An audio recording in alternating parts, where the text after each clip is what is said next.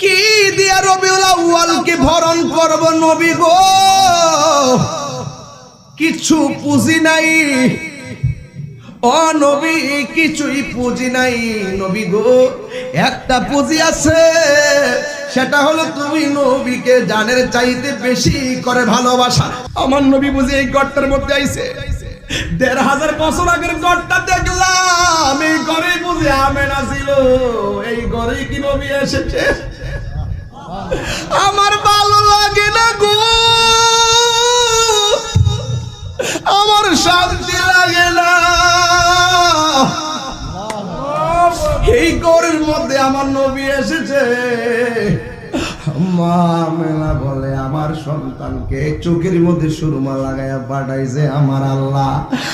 আব্দুল্লাহ ইবনে আব্বাস রাদিয়াল্লাহু তাআলা বলে আমি গেলাম নবীর দেখার জন্য।